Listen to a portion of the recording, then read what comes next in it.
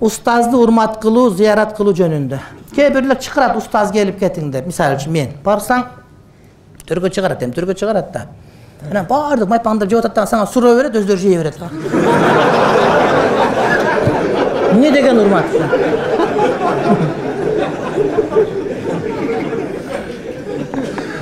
Эми жеп бүтүп суроого жооп бер, жейин десең, мындай суроо бар деп дагы жеп атып сурап коет.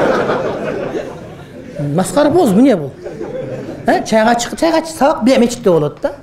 Айтсаң капы болот да. Биз тамак жегенче сүйлөп бериң деп. Андай бул тамакка жөн тамакка чыкыр, суроо бербей жерде. Суроо мечитте болот да. Мечитте өзүңүн ордунда отурганда сүйлөйсүн. Имам Малик көчөдө кетип алса, бирөө сураса, колунан жетелеп алат экен, келип отургузуп коюп, селдесин ороп, көзүнө сурмасын коюп, креслого чыгып отуруп, айт дейт экен. Илимдин орду болот да. Сен жеп аткан чайхана. Сенде мурда нас чеккен, андан мурда бирдеке отурган. Андан мурда катындар отурган. Андан мурда дагы голубойлор отурган, аз көбөйүп кеткен шаарда мисалы үчүн. Андан леспе ошол жерден сенде маселе сурашат отуруп алып. Мындай болбойт да. Сен маселеге келишиң керек. Барылбайт маселе. Чыкыртып алып шинтип сурап кое отурган болуп. Урмасаң жөн урматтай бер, урматтуу бир тууган. Макулбу? Адебин кичине түшүнүш керек бирнекенчи. Чыкырып алып өзү майпаңды чөтөн сурап тур. Деталь ушу тарелка боюнча айттык, ааламдар деп айттык. Биз билгенибиз ушу билбеген дагы көп, урматтуу бир тууган, ошолордун бири. Биз ошолорго да ырайым мээрим болушубуз керек. Анан аялдарыбыз сиздин сабактарга катышкылары келет дейт. Азыр Кудайга шүгүр телефон деген бар. Телефондон кечке ушак айтышпай, ошол сабактарды көрсөңүз, ошол аялдар үйүндө сүйлөп берем мен. Чубак ажы деп кнопканы баса сүйлөп берем. Чубак ажы турат, чайым кайнап калды, өчүрүп койсо, чай өчүрүп токтоп калам. Чубак ажы күйөөм келип калды, токтоп туруп, мен тамак берип алайын десе, токтоп турам. Кайра келип сүйлөп бере берем. Ушундай. Бияга келиш шарт эмес. Эркектерге дагы ушундай. Намазга барып кел, улантабы десең, токтоп турам, ошо жерде күтүп турам, таспайт. Сен келсең кайра сүйлөп бере берем. Сен урматтуу бир тууганым, азыр 40ка чыккан болсоң, дагы 40 жыл уга турган болсоң, күнүгө 2 саат уга турган болсоң, сабак толтурасың, бар. Сени зериктирем, короче. Ошон үчүн бардык жерде бармын. Насаат медиа мына тартып атат, иншалла. Чүшкүргөнүмө бери чыгарып турат. Деп ошон чыгарып турат. Аллах разы болсун. Бу карабалталык, беловодскийлик. Урматтуу бир туугандар, Аллах разы болсун барыңыздардан. Я Карим, я Карим. Доктор Мухаммад Хасан Бухари устазыбыз Афганистанга барыптыр. Афганистанга барса, аякта орустар менен согуш аткан учур экен да. Анан бомбалар түшөт дейт. Ву деп дейт. Мен 10 жыл акыйдадан сабак бергем. Кудайдын айтканындай болот, Кудайдын айтканындай болот. Кудайым эгерде зыян жаса зыян болот, болбосо болбойт дейт. Бир маалда зу деген бомба келсе, мен кирип кеттим подвалга, чыкпай коюп. Жарым атайын чыксам, элдин бардыгы жөнүнө жүрөт дейт. Көрсө, афгандардын бардыгы коркпой калыптыр. Кудайдын айткандай болот деген жүрөгүнө кирип кеттир. Мага дагы деле киреле экен деп анысың артында коркуп атабыз. Амин. Бисмиллахир-рахманир-рахим. ربنا آتنا في الدنيا حسنة وفي الآخرة حسنة وقنا عذاب النار. Мирлаңа да разы ушундай сиздер адамдар менен ушундай жакшынакай мамиледе жүрүп, ушундай бизге кут келип атат деп түшүнүп атабыз. Сизге ден соолук каалайбыз, узун өмүр каалайбыз. Өзүңүзгө көп кызмат кылып жүрөсүз, сыймыктанабыз. Сиздей адамдар көп болсун. Кичинекей белегибизди кабыл алып коюңуз. Рахмат, Аллах разы болсун. Мен күтпөгөн аябай. Рахмат сиздерге, кабыл кылдык. Аллах разы болсун. Пайгамбарыбыз алейхиссалам айтат, тахаду тахаббу деп, дайыма бири-бириңерге белек берип турсаңар, ортоңордо махабат сүйүү болот деген. Иншалла. Аллах разы болсун барыңыздарга. Бир билип коюңуз амазга.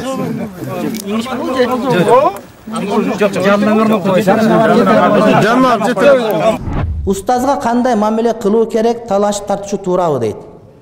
Талашкан жакшы эмес. Адам устадан илим алганда, илим алсын дейт. Ошол илимди алып атканда башканы аралаштырбасын дейт. Эки алым эки айтып калышы мүмкүн да. Муну бүтүрүп анан буга бар дейт, утур оңдоп кете бересиң. Мен Меккеге окуганы барып калдым, бу жерден кичине муталаа чыгып калган, сәл молдо болуп калган убагыбыз.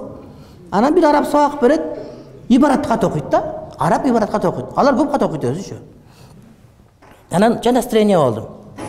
Анан доктор Сайт устазга барып айттым, устаз деди, мен кыжалат болуп атам. Илим окуйун деп келсе, мунун катасын мен таап коюп атам.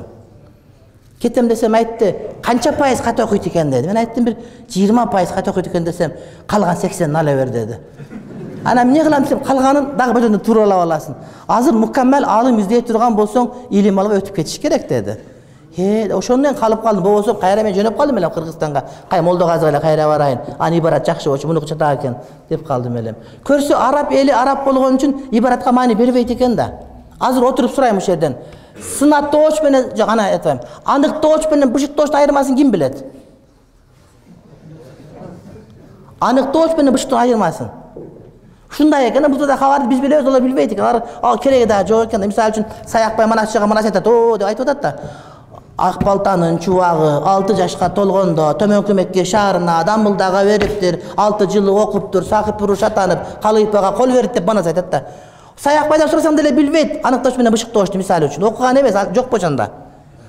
Ошо арабтар билбес, аны жаман көрбөш керек. Алар аны билбей эле түшүнө берет да маанисинчи. Просто ибарат окуганды алар көп маани берип чыгара беришпейт. Анан ошого мен түшүнбөй кыжалат болгон экен, ошентип айткандай талашпаш керек молдон угуш керек, молдонун кепи үчүн кыйшык дебеш керек, урматсыз кылыш керек. Имам Азирет Абу Ханифа сабак берет экен. Анан сабак берип отуруп эле ордунан турат экен ушинтип. Туруп сабак берет экен, окшийчи. Анан кайра отурат экен ордуна. Анан сураптыр, "Эмне ушундай кыласыз?" дептир. Десе, "Ону баланы карагыла" дептир. Караса, бир бала үйдөн чыгып, тегеренип, ойноп чыбыкты аткылып, анан кайра кирип кетет экен. Ошо бала чыкканда Абу Ханифа турат экен, киргенде отурат экен. Кирсе эмне десе, "Ал менин устазым баласы" дейт экен. Устаздын урматына баласы ойносо, туруп сабак берет экен, урматтуу бир тууганым. Абу Ханифа өзү кантип урмат кылат эле. Абу Ханифа бир күн сабакта отурса, бир адам келиптир. Чапандары келишкен, сәлдәләре келишкен, сакалдары жайда, эми туруш турпат, эми садаган кетен Абу Ханифадан ашык алымдай көрүнүп тур да. Абу Ханифа сабакта кенен отурат экен, путту сунуп отурат экен Абу Ханифа. Пут талып калат да. Сунуп отурат экен, жана киши келгенде акырын путун жыйыптыр. Эми алым адам болсо, алымдын астында путу жыйып отуруш керек го. Анан путтарды жыйып, анча чачылбай сабак өтүптүр. Анан сабак бүтүп айттыр, урматтуу балдар, маселени түшүндүңөрбү? Маселе Шаввал орозосу туурасында экен. Түшүндүк депти. Шаввал качан келет билесиңерби? Рамазан келет, Рамазан айынан кийин айдын аты Шаввал болот. Рамазан айдан кийинки айда 6 күн тутса, жакшы сооп болот да. Ошол 6 күндүк Шаввал жөнүндө экен. Анан балдар суроосун берип түшүндүк, анан жанагы асакал айттыр, "Менде суроо бар" дептир. Абу Ханифа да коркоп чүптүр. Бул куртой алым болуп калып, бир айтса билбей калып, уят болуп калбайын деп, таза этиеттенип, "Таксырым, кош келипсиз, биздин сабакка биринчи келдиңиз. Башка бир жерден келсеңиз керек, рахмат сизге, чайлашабыз. Сурооңуз барбы десе, "Бар" дептир. "Айттыңыз сиз Шаввал айында 6 күн туткан фазилеттүү дедиңиз, жакшы дедиңиз, сооп дедиңиз. Эми ушул Шаввал тутайын десең, Шаввал Рамазанга туш келип калса, кантип кармайм" дептир да. Шаввал Рамазанга туш келип калса, кантип кармайм. Эсепте октябрдын 5 десе, октябрь сентябрга туш келип калса, кантип кармайм дегендей гап болуп атат да. Ана Абу Ханифа жооп бербейт, айтыптыр. Абу Ханифа путун суна турган убакыт келди дептир. О путун сунуп сабак берчү экен да. Анан коркуп жыйып алган, кайра путту сунуп, эми селдени бияка алып коюп, шамалдап кетип менен кичине минтип алып. "Таксырым" дептир, Аллах разы болсун. Бу Шаввал Рамазанга жизнь туура келбейт. Бу Рамазан бүтмөйүнчө Шаввал чыкпайт. Рамазан же 29 же 30 күн болот, эптеп бүтөт талаш болуп атып. Катыраңчылардын жарымы бияк болуп Рамазан бүтөт дейт. Рамазан бүткөндөн кийин ана Шаввал келет деген экен. Көрдүңөрбү? Алым деп айтылына турган, же алымдын кебетеси болсо дагы ошолорго урматын көрсөтчү экен да. Абу Ханифа күндөрдүн бир күнүндө 10 жыл окуп тура устаз Хамматтан. Анан күн 10 жыл окуп, эми 10 жылда алым болуп калыш керек го. Анан мен эми болду, эми эртеңден баштап Хаммат биякта сабак берсе, мен бияка туруп сабак берейин. Мен да алым болуп калдым, болду дептир. Так 10 жылда эми 2 диплом бүтөт да, 10 жылда алым болуш керек. 10 жыл окудум. Беч билбеген. Абу Ханифа устаз сүйлөп атса эле билгендей боло берет экен да. Илимди баарын алып койдум, менен болуп калды деп кайталап отурбай, илимди сурап кылбай мен сабак бере берейин деп ниет кылып келдим дейт. Анан кирип эле устаз сүйлөп атканын көрүп, уялып кеттим дагы дейт. Келип астына олтуруп калсам, Абу Ханифа деп чыкты мен устаз дейт. Деп отырсам, жанына келсем айтты, Абу Ханифа, мен алыскы bir шаарда bir тууганым өлүп калып, ошол тууганын аркасына менден башка мураскор жок экен. Ошого мени казы чакырып, мен ошол шаарга 20 күнгө кетип атам. Сен менин сабагымы өтүп тур деп тапшырып кетиптир. Өлдüm, билип калды, Кудайым билдирип койду буга деп, бетим кызарып, сары болуп, кызыл болуп, светофор болуп, анан калып калдым дейт. Айтпадым дейт. Хаммат кетти, 20 күн сабак бердим, 2 ай сабак бердим дейт. 2 айда bir 40 маселе келди дейт. Бардык суроону жазып туруп, анан жообун жаздым. Анан Хаммат келгенде чарчап кеттим дейт. Көп адам сабак бергенде оңой көрөт. Көп адам илип берген оңой көрөт. Bir адамга 1 саат илим берем деп, 1 күн даярданганы көп адам билбейт. Ошол 1 күн даярдангенге 10 жыл окуганын дагы билбейт. Молдонун курсагы чыгып келсе эле көп жепти, көп жебейт. Чөгө түшүп отургандан чыккан курсактар булар, урматтуу бир тууганым. Көп ушинтип ойлойт, булар жеп отуруп семирип кеткен. Жок, урматтуу бир тууганым. Молдо отуруп окугандан бутуна суу алдырат. Молдонун курсагы чыгып кеткен, ошо чөгө түшүп отура бергенден ошондон ошондун көзү көрбөй сакалы агарып кетет. Анан сездим орчулугун дейт. Анан көрсөтсөм, жанагы 40 суроо жооптун дейт, аз эле туура болуп калганы ката чыкты дейт. Ошодон касам иштим дейт. Хаммат өлмөйүнчө мындан бөлүнбөйм деп. Бу өлбөй дагы 8 шаан экен, дагы 8 жыл окуп, 18 жыл Абу Ханифа Хаммат окуду. Өлгөндөн кийин айласы да муну ошонун ордуна имам кылып көтөрүштү. Өлгөндөн кийин болгусу келген жок. Ким отурат деп, ал болсун, бул болсун деп отуруп, акыры Абу Ханифага токтолуп, анан Абу Ханифа ошол жака апарып чыгарышты да. Илимге мына ошондой урмат көрсөтүлөт, урматтуу бир туугандарым. Молдонун калашы кыйшык дебеш керек. Анча-мынча ушак угуп алып, башка гыйбат кылып, молдондой экен, молдо мындай экен деп урматтуу бир тууганым. Молдо инсан пенде. Молдо адашып калат. Бирок сенден ашыган илими бар. Сен боксидик болуп жүргөндө бул илим окуган. Анча-мынча пендечке адашып кала турган болсо, карма сен мындайсың дебеш керек да.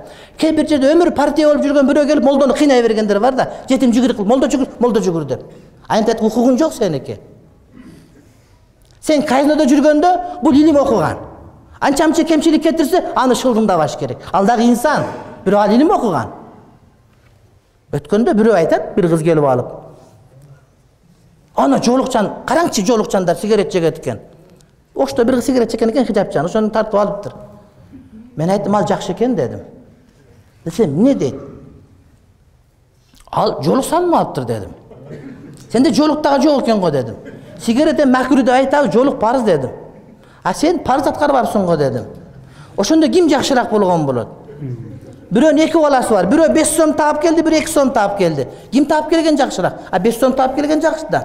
2 сом таап келген, карачы бул зорго 5 сом тааптыр. Өзүң 2 сом таап келгенсиң. Ойлонуш керек кичине. Ошон үчүн молдонун калышы кыйшык дебеш керек. Анан молдолор биз абысында айтыша беребиз, гаданың душманы гада. Бу Нимат Раис айткан ошону, силер Нимат Раис деген бар го? Ошо айткан. Гаданың душманы гада деп. Молдонуку молдо, анча-мынча молдону гыйбат кылса, ага киришип өздөрү кыяматта жооп берип алат. А силер жөн уга бергиле, түшүндүңөрбү? Молдо минтип айткан экен, молдо мындай экен дегенди өзүңөрдөн ныпын чыгарбагыла силер. Балдарыңар алым болбой калат, гыйбат кылбагыла. А булардын гыйбаттары анча эмес, анткени башка сооптордун астында кечирилип кетиши мүмкүн, сен бечер илинип калышың мүмкүн. Ошого бир молдо башка молдону жамандап аткан болсо, бечара молдо панда экен деп эле койгула дагы, ага кийлигишпегиле. Оюнун сыртындасыңар силер. Түшүндүктүбү? Мына ушундай.